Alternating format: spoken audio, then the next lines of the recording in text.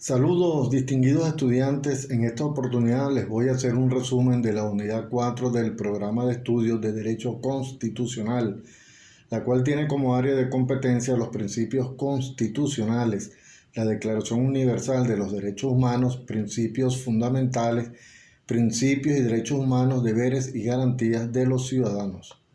En tal sentido, el núcleo temático de la unidad de estudio consiste en establecer los principios, derechos humanos, deberes y garantías constitucionales para su identificación en la práctica.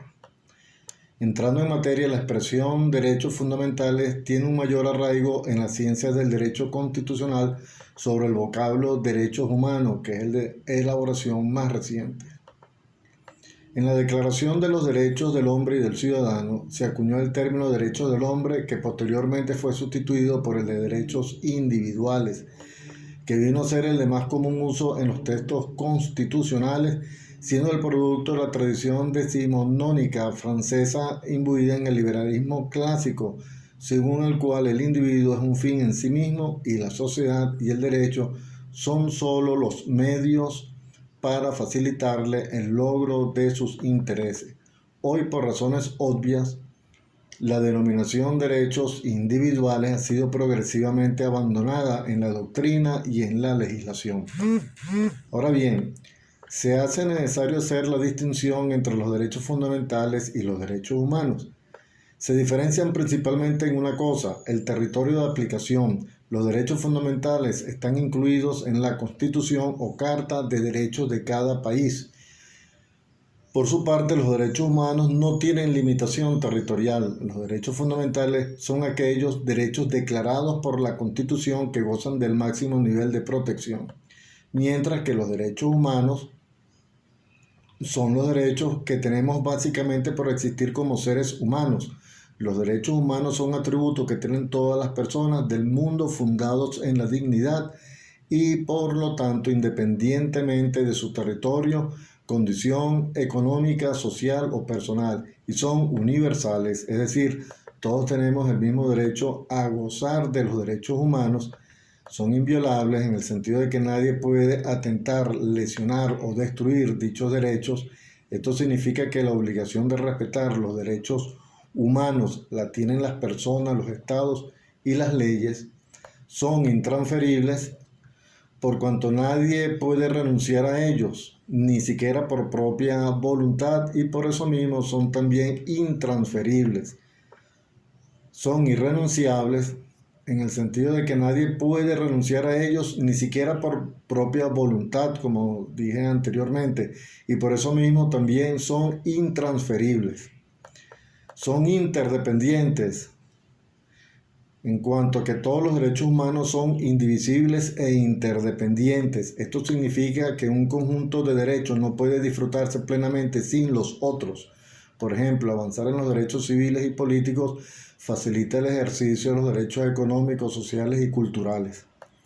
Los derechos humanos tienen como características las siguientes: no pueden ser suspendidos o retirados, imponen obligaciones particularmente a los estados y los agentes de los estados, han sido reconocidos por la comunidad internacional, están protegidos por la Constitución y las leyes y protegen a las personas y a los grupos de personas.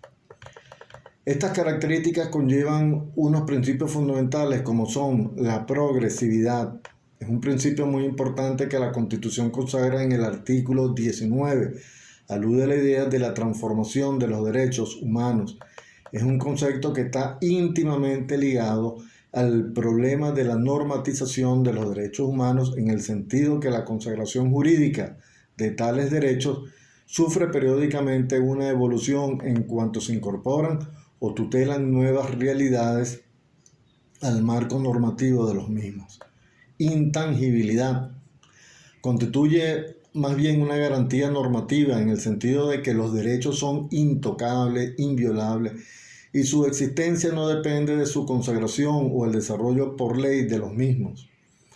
No todos los derechos gozan de la garantía de intangibilidad, como se desprende del artículo 337 constitucional, que regula la suspensión y restricción de las garantías constitucionales, del cual notamos que los derechos intangibles no pueden ser objeto de suspensión o restricción en su goce, a diferencia de otros, por ejemplo, la libertad de empresa, que sí pueden ser afectadas por un decreto de esta naturaleza.